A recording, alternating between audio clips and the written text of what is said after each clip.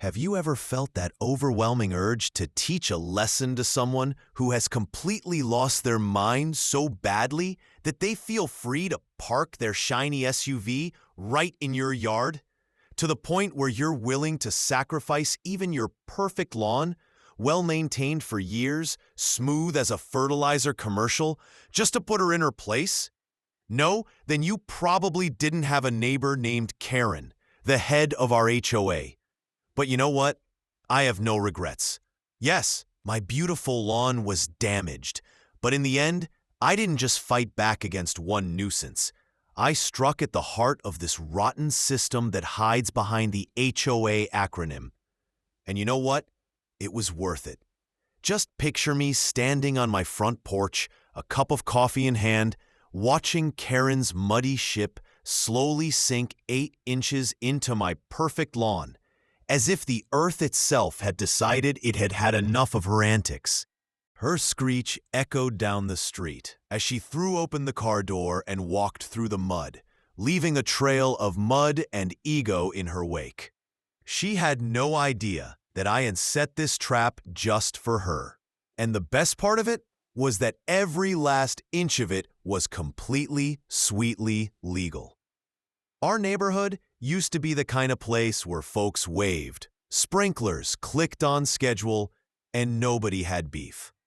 I bought the place 5 years back with dreams of peaceful remote work, a backyard sanctuary, and a lawn so green and symmetrical it could make a retired groundskeeper weep with joy. Seriously, my grass looked fake, in the best way possible. It was the kind of lawn that deserved compliments from old men who paced the sidewalk just to critique turf. I had a full system: dawn sprinkler cycles, snips in the afternoon, and an outright ban on dandelions that bordered on dictatorship. And then Karen showed up like a wrecking ball wrapped in a designer tracksuit. From the minute she moved in, my personal Eden turned into a battlefield. She was unmissable. Her voice could rupture crystal, and her SUV rolled around with the grace of a semi on ice. She swore she wasn't like those Karens, which, of course, meant she was their queen. Within a week, she was already parking in my yard like it came with the deed to her home. And not just a casual tire on the edge. No, the whole right side of her beastly vehicle would end up buried halfway in my lawn, like it was trying to sprout. At first, I went with kindness, a cute little sign that read, "Please don't park on the grass." She giggled the first time like I told a knock-knock joke, then flattened it the second time just to make a point. That was our grand introduction. She cocked her head, smirked, and tossed out, "Are you really getting worked up over some grass, sweetheart?" And in that moment, I realized I wasn't dealing with a normal neighbor. I was dealing with a fully weaponized suburban menace. I brought it up with the HOA, thinking, naively, that some basic rules or logic might apply. But they gave me the corporate shrug. What I didn't know? Karen was on the HOA board. Of course she was. But not everyone on the board worshipped at the altar of Karen. Turns out, a few members had grown quietly resentful of her reign, but needed someone bold or petty enough to push back. That changed the game. It also meant I'd need to get a little inventive. My buddies told me to let it go, said it wasn't worth the stress. But me, I don't let go. Not when someone keeps trenching through the thing I've nurtured like a firstborn child. This wasn't just about grass anymore. It was about principle. It was about dignity. It was war. Then came a Wednesday. Rainy, gray, forgettable to most, but not to me. I was flipping pancakes when I heard her SUV's engine roar up the curb like it was in a demolition derby. But that day, the earth beneath her tires was softer than usual. Too soft. From the kitchen window, I watched her rear wheel spin like she was baking a mud pie in fast forward. Sod, clay, and pride went flying in all directions as her SUV sank deeper and deeper. She slammed the door and stepped out like an angry swamp witch, her high heels vanishing into the muck. Then she started yelling at the lawn, like it had plotted her downfall. "Your grass ruined my car," she screamed, as if I had brokered a deal with Mother Nature to assassinate her alignment. I didn't say a word. I didn't need to.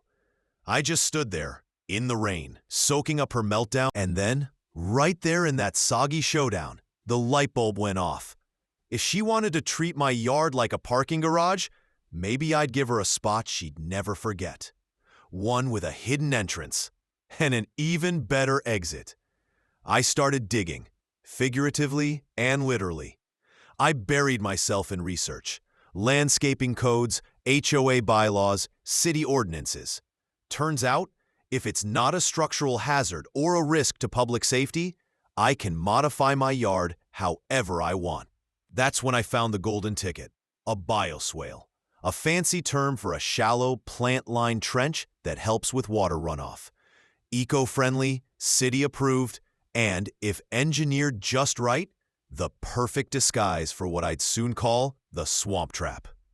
Of course, the trap wasn't built to sink SUVs, not officially, but with a few extra inches of absorbent soil and some rainy day luck, it just happened to become extremely unfriendly to heavy vehicles. I didn't build it overnight. First, I gathered supplies, garden liners, super absorbent soil, turf that stayed beautiful even when soggy underneath. I even picked up some frog statues and solar-powered pond lights to sell the illusion. Meanwhile, Karen kept parking, kept scoffing, kept rolling those entitled eyes at me like I was beneath her. But what she didn't know was that each night after her lights went off, I was down in the dirt, designing her downfall. I installed the drainage myself, hidden pipes that channeled rainfall into a secret underground basin.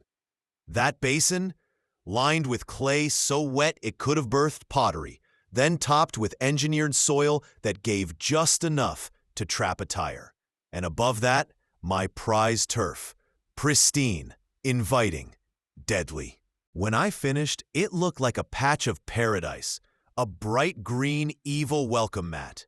Karen couldn't resist it.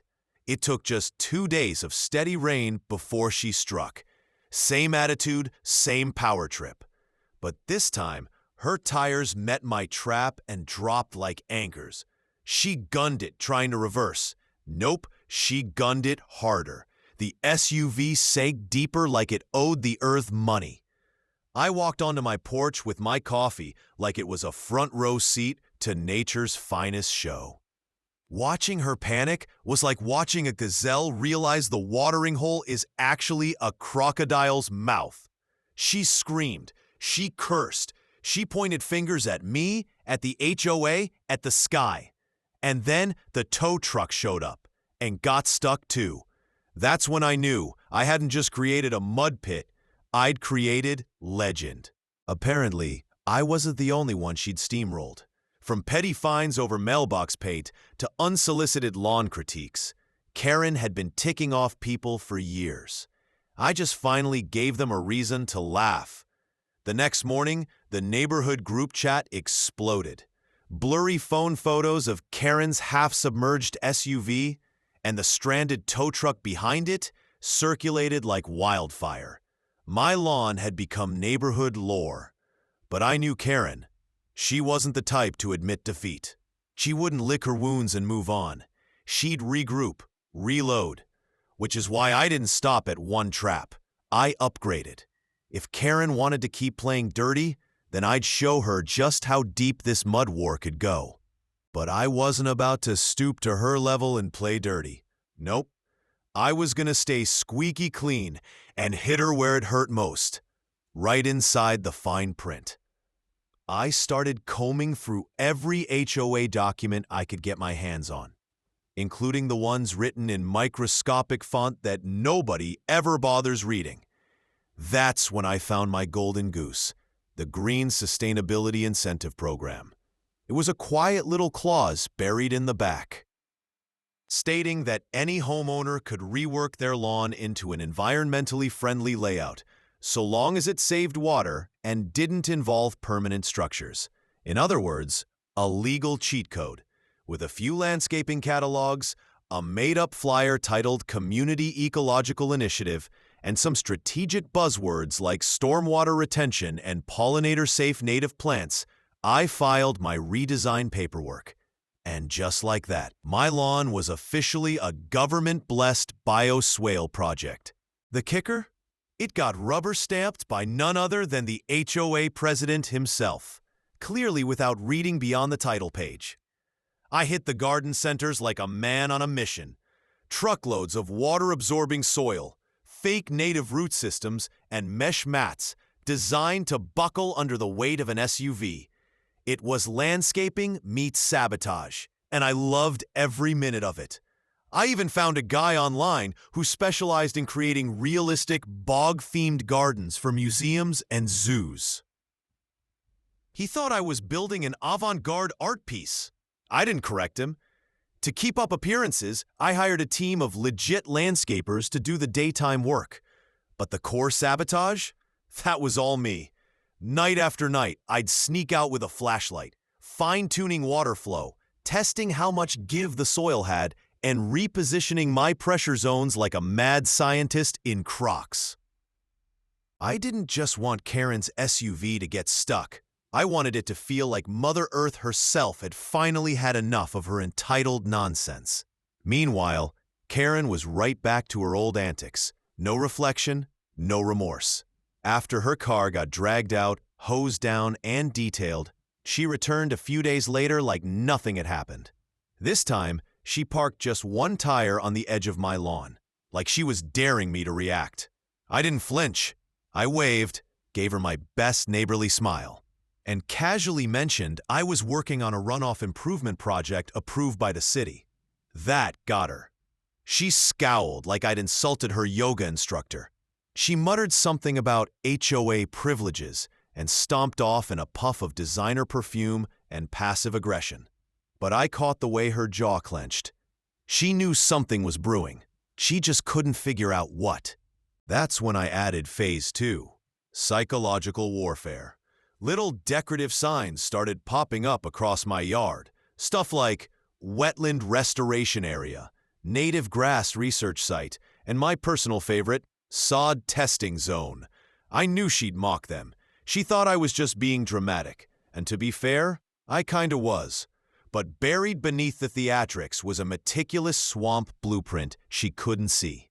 I started planting native grasses with names like switchgrass and soft rush, stuff that looked innocent but thrived in mud. I even rerouted part of my home's downspout so rainwater flowed directly into hidden pits along the lawn's edge. To a casual observer, it was quirky landscaping, but underneath, it was a finely tuned ecosystem designed to swallow arrogance whole. Then, Karen decided to escalate things. She started floating the idea of a neighborhood beautification committee. She posted flyers, ranted in the HOA Facebook group, and implied that certain naturalistic designs were ruining the pristine suburban aesthetic. Translation: she was coming for me. At one point, she strutted up to my door with a laminated guidebook of acceptable garden visuals, like it was the gospel. She handed it over like she was delivering a royal decree. I asked her, as politely as possible, if her SUV had found Jesus after getting baptized in my lawn. She didn't laugh. I did, for a good 2 minutes. Despite her efforts to turn the block against me, most of the neighbors kept their distance. Some were entertained, others terrified, and the rest just wanted front-row seats to the madness. Those who witnessed the great SUV sinking of suburbia, they weren't about to poke the bear. But Karen wasn't finished. One afternoon, I saw her circling my yard like a vulture with a clipboard, jotting notes, snapping photos, whispering into her phone. She was clearly building a case, probably trying to revoke my project approval. What she didn't realize was that I had every form, every time-stamped email, and a full gallery of before and after photos, including soil test results, water absorption reports, and rainfall charts. She wanted to tangle with red tape? Honey, I had the whole Home Depot aisle. Then one evening, as I was laying down fresh sod over a soaked trench, I saw her spying on me through her blinds like a nosy raccoon, and it hit me. This wasn't just about protecting my lawn anymore. This had become performance art. Every rake of dirt, every hose spray, every tiny garden stake was part of a silent, slow-burn theater production.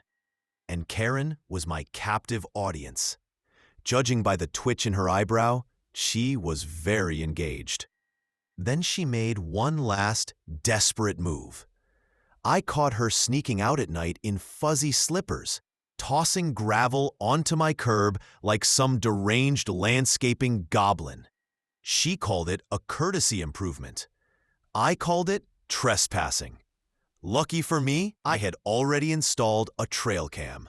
And let me tell you, the footage was comedy gold. Karen, in pajamas, flinging rocks across property lines like she was defending a medieval castle. The next morning, I printed out screenshots and taped them to my mailbox, complete with a cheery smiley face sticker. When she stormed over, red-faced and panting, I smiled and told her I'd be happy to submit the footage to the HOA, for boundary clarification, of course. She muttered something that sounded like a hex and stomped off. That was the last time she tried a direct attack. But I knew she wasn't done. She was retreating to plan her next move, and I was already 10 steps ahead. By the end of the week, my swamp trap was finished. But this wasn't just some muddy pothole anymore.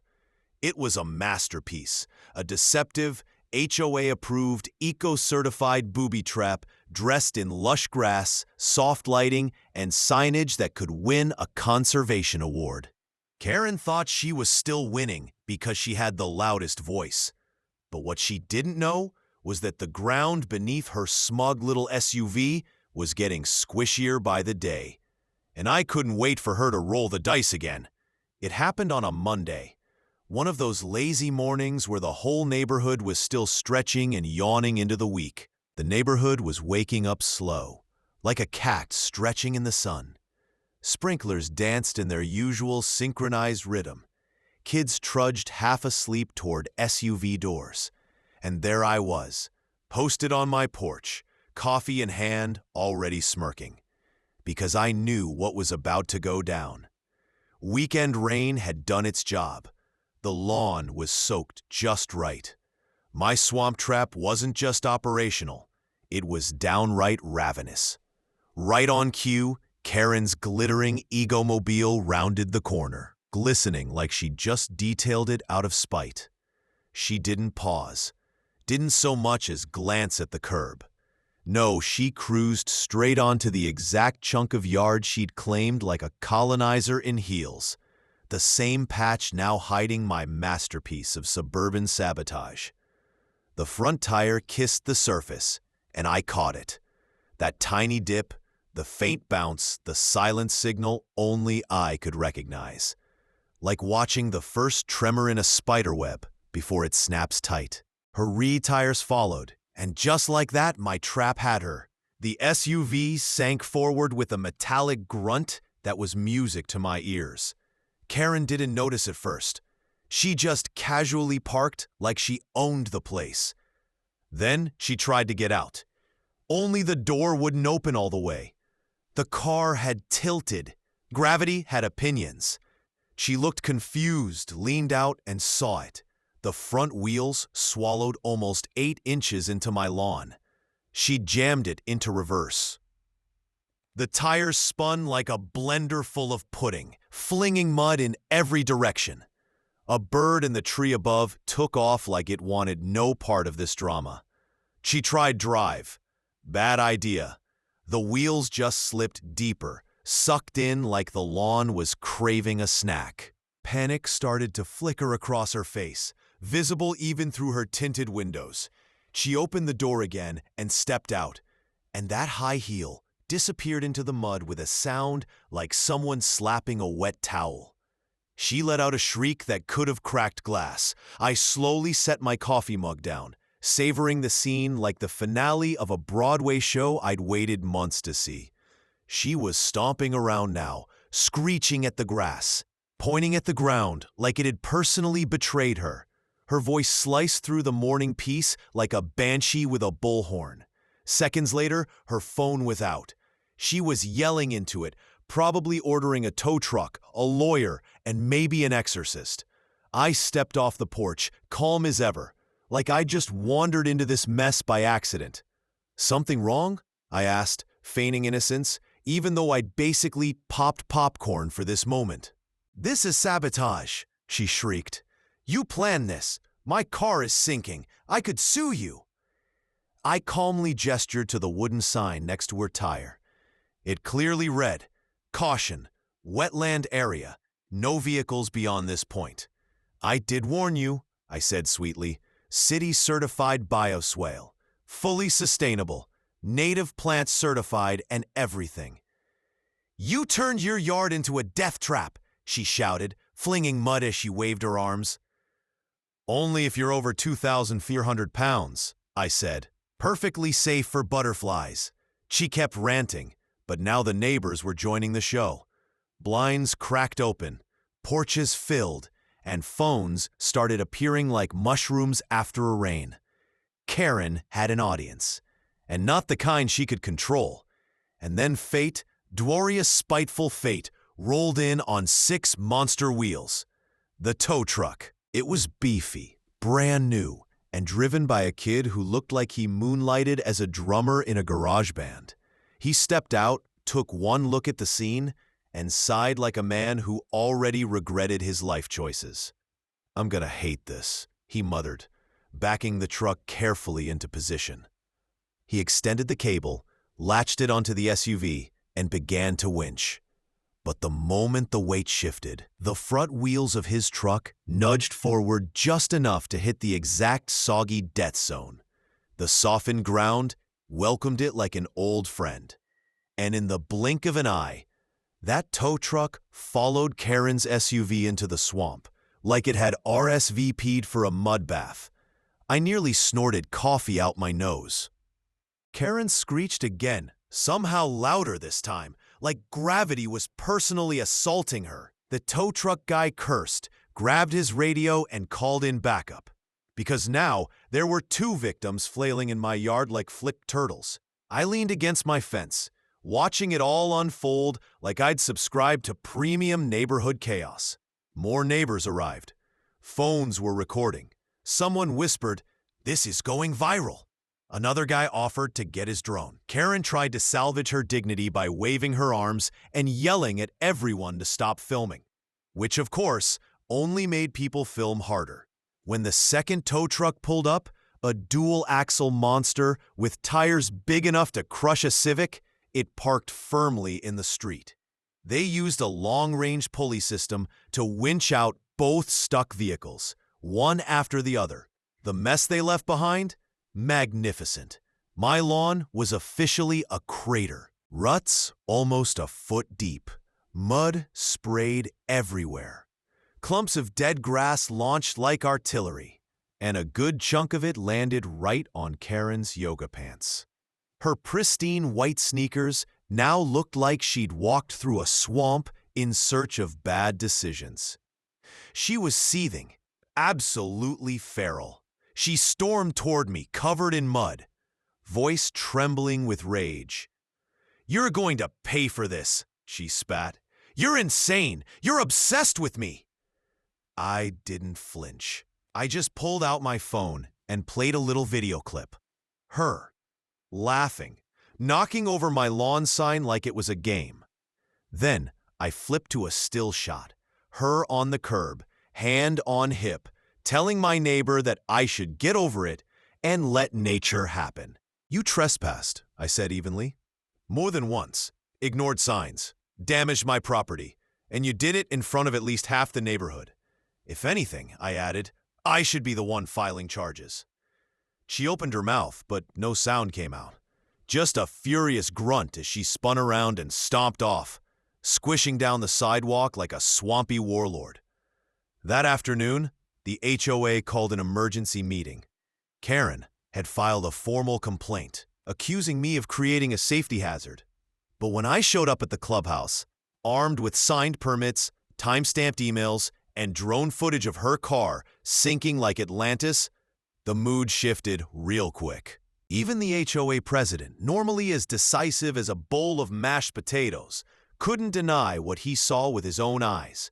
I calmly reminded the board that my landscaping had been pre-approved, water retention focused, and technically improved runoff for the whole street. One of the board members squinted and asked, "Wait, so this was all legal?" I grinned, every last inch of it. Karen sat off in the corner, arms folded like a sulking toddler, her phone screen glowing dim as neighbors around her chuckled behind cupped hands. Her reign of terror was unraveling fast, and everybody could smell the end of it. What she thought was just a petty lawn feud had turned into a full-blown suburban soap opera. And here's the best part. It was only Act 2. Because I hadn't just humiliated her. I'd made her ego into the neighborhood's favorite joke. And jokes? They tend to stick. After the legendary double tow truck fiasco, things got eerily quiet. For the first time since she moved in, Karen didn't park anywhere near my property. Her SUV vanished, probably hidden in her garage, cloaked in shame. No door knocking, no passive-aggressive printouts, no fake citations slipped into my mailbox. For a moment, it felt like peace had returned, but I wasn't buying it. Karen's the kind of person who only retreats to reload. Sure enough, a few days later, the silence shattered like a dropped wine glass. That morning, I spotted a small surveillance camera mounted up on the lamppost near my yard. Clever placement, real sneaky. And wouldn't you know, it had an HOA inspection sticker slapped on it. She was trying to catch me doing anything she could twist into a violation. But I didn't flinch. I just installed my own camera, tucked inside a hollowed-out birdhouse. Aimed straight at the sidewalk, it would catch every nosy step and sneaky act. My lawn had become a security system, a green, squishy fortress of justice. And Karen wasn't done playing dirty.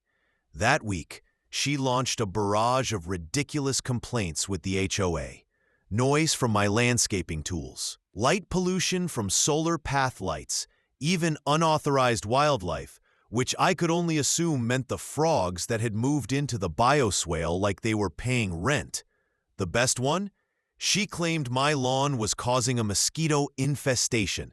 The city inspector later clarified that wasn't true, and ironically, Karen's bird bath was a more active breeding ground than my entire yard. Still, I kept it classy. I showed up to every HOA meeting with receipts in hand and a smile that said, "Keep digging." Karen, meanwhile, was falling apart faster than her SUV in a mud hole. At one meeting, she tried to accuse me of faking my HOA approval, so I calmly slid a stack of printed emails across the table, time-stamped, signed, double verified. That's when the HOA president, clearly done with her nonsense, finally blurted out what we were all thinking. "Karen, if you just stopped parking on his lawn, none of this would have happened." She stood up, red as a chili pepper, muttered something about being targeted, and stormed out before the meeting even ended. But the real turning point came on a windy Thursday night. My trail cam caught something special, something that would seal the deal. Around 12:17 a.m., a figure crept onto my lawn, hoodie up, a sack slung over one shoulder, flashlight in hand. Karen, no doubt about it. You can't mistake that stump, the kind of determined strut fueled by rage and bad decisions. She crouched by the swale and started dumping things, gravel, then what looked like powdered cement. She was trying to sabotage the bioswale, tampering with city-approved landscaping, on camera. I watched the footage twice. Then I backed it up, saved it to 3 drives, and printed high-res screenshots like I was preparing for court TV. The next morning, I filed a trespassing report with local authorities and sent everything to the HOA and city inspector. It took a few calls, some hold music, and one trip down to City Hall in a shirt still stained with pond water. But eventually, I got the right inspector's attention. The city guy showed up that afternoon, took one look at the gravel dump, and wrote a violation on the spot. Not for me, for Karen. She'd illegally modified another homeowner's permitted environmental project. The fine? Pff, nasty. Her reaction? Even nastier. That evening she stormed over, filming me with her phone like she was a TMZ reporter. "Admit it," she yelled. "You faked this whole thing just to make me look bad." I looked right into her camera and asked, "This live?" She nodded proudly. So I pulled out the police report and the violation notice, held them up for the live stream, and smiled like I was giving a TED Talk. Apparently, the stream didn't go the way she'd hoped. One of my neighbors sent me the link later. The comment section? Brutal. People roasted her from every corner of the internet. Some laughing, others cheering, and one guy even offered to mail me frog plushies as trophies. Karen went radio silent again, but I could still feel her watching. Her SUV would creep slowly past my house like a shark circling, her gaze hidden behind tinted glass. She was waiting for me to mess up, but I didn't. Instead, I leaned into the chaos. I installed a new lawn sign that read, "Beware of Bog Beast, Neighborhood Guardian since 2021. Right next to it, a decorative garden gnome holding a tiny shovel, wearing a Swamp Ranger hat. At night, I looped frog sounds through a hidden Bluetooth speaker powered by the sun. Karen stopped driving by after that. Or maybe she just couldn't stomach the fact that her HOA war had turned into a punchline. Then, something glorious happened. At the next HOA meeting, someone, not me, proposed a new rule, a total ban on parking on lawns, with escalating fines for repeat offenders. The vote was unanimous. Well, except for one person, who no longer had a vote. Karen had been booted from the board due to conflict of interest. Now she was just another homeowner, stripped of power, forced to sit 3 rows behind me, like a background character in her own downfall. As the new rule passed, I caught a glimpse of her, stone-faced, motionless, completely defeated. The funniest part? After all the mud, the drama, the surveillance and sabotage, my lawn had never looked better. The bioswale was thriving. Birds were frequent visitors. The frogs had basically become mascots. A local environmental club even asked if they could feature my yard on their community tour. All thanks to Karen. In that trail cam footage, it didn't just sit on a hard drive. It went viral. Someone posted it on Reddit under the title, "When Karen Declares War on the Wrong Lawn." The comments section? Pure gold. Memes, jokes, legal breakdowns. It became the crown jewel of suburban justice threads. But I wasn't done yet. Karen had tried everything: control, intimidation, backdoor sabotage, and now it was time for the grand finale. A show-stopping act that would settle this once and for all. It began with a flyer. Not one of her dry, passive-aggressive HOA memos about fence heights or acceptable flower colors. This one had my name written all over it, and it reeked of petty brilliance. Printed on bright frog green paper, it featured a cartoon toad lounging in a lawn chair with sunglasses on. The headline read, "You're invited to the first annual swamp party," and underneath, "Come see where Karen's SUV learned to swim." Time, date, location. Smack dab in the middle of my now legendary yard. I didn't hand them out personally. Nope, I let them appear mysteriously. Taped to mailboxes, tucked under windshield wipers. Pinned to the very HOA bulletin board Karen used to monopolize like a dictator. By noon, the neighborhood buzzed. By sunset, they showed up. Folding chairs, coolers, stories in hand. People I barely knew were shaking my hand like I'd won a local hero award. Someone brought frog-shaped cookies. Another neighbor came with frog-themed napkins and a cooler labeled swamp juice. I didn't hold back. Tiki torches surrounded the yard like fireflies on patrol. Soft LED lights gave the bioswale an ethereal blue-green glow. A rented fog machine puffed gentle mist across the grass, making the wetland shimmer like it was enchanted. Front and center, a rented canoe, standing upright like a monument, with a plaque that read, "In memory of Karen's front bumper, gone but not forgotten." Kids wore rain boots and splashed around the edges like it was a science museum field trip. Someone rolled out a karaoke machine. Another neighbor popped up a mobile drink station with a handmade sign that said Swamp Bar. I expected some laughs. What I got was a block party. People laughed, swapped HOA horror stories, and reenacted their favorite Karen quotes. Honestly, I thought maybe 10 people would show up, laugh a little, and go home. I didn't expect frog cookies, a karaoke machine, and someone showing up in chest waders just in case. This wasn't a party. It was a community exorcism. But through it all, I kept glancing toward the road because I knew she'd come. She always did. Karen wasn't wired to ignore attention. She needed to know how loudly people were laughing behind her back. She didn't arrive right away, of course. That's not her style. But as the sun started to dip low and the swamp garden lit up like something from Disneyland's passive-aggressive kingdom, her SUV crawled down the block. Slow, calculated, like she was hoping to camouflage herself behind dusk. She parked 3 houses away, then emerged in a sour mustard sundress and sunglasses the size of hubcaps, like a villain entering enemy territory. She didn't march up to me. She did recon, circling the yard like a nosy wedding crasher, scanning for flaws. She stopped at the canoe sign. Her lip curled like she'd bitten into something bitter. Then she spotted the frog pond I'd added earlier that week, with a motion sensor that triggered a loud croak whenever someone got too close.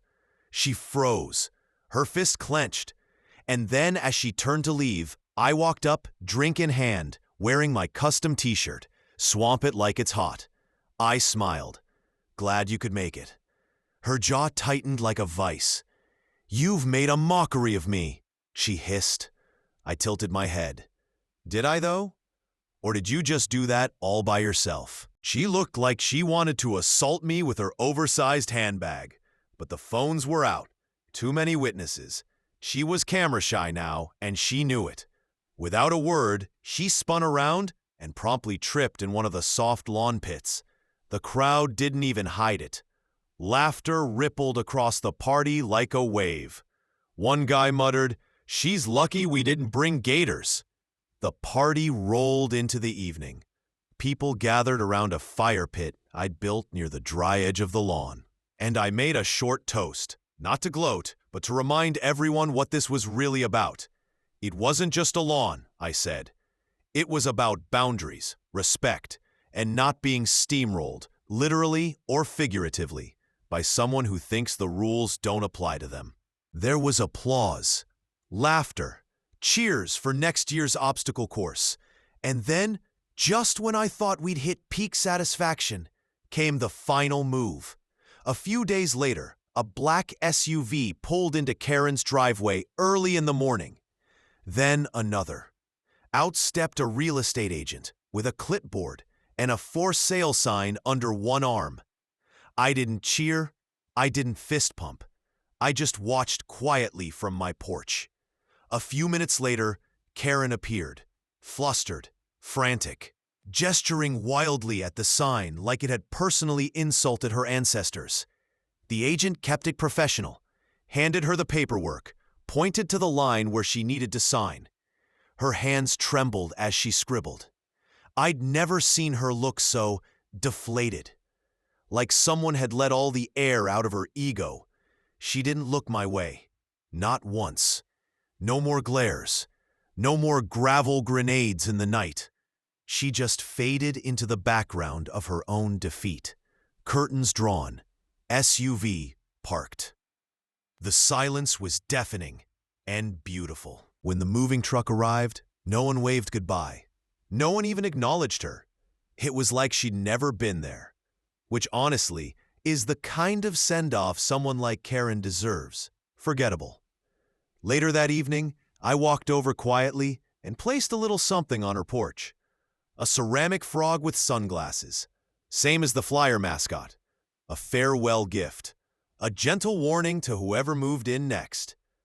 This neighborhood learned something, and it wasn't just about drainage or bylaws. It was about standing your ground without losing your mind, about turning spite into strategy, about transforming sabotage into community celebration. And as I looked out over my lawn, lush, alive, and absolutely ridiculous, I couldn't help but smile. I never set out to start a war. But sometimes all it takes is one person saying no. No to entitlement, no to manipulation, no to turning your home into someone else's turf. And sometimes, no echoes louder than any scream. Karen came in with chaos. She left with a whimper. And my swamp? Well, it's always ready for the next entitled tire that dares cross the line. If you like this story, please don't forget to like this video and subscribe to the channel. And we are also happy to announce that we have created a playlist that contains all the best Karen HOA stories. You can see it on the screen now. Click to play it. I assure you, you will laugh like never before. Thank you for watching.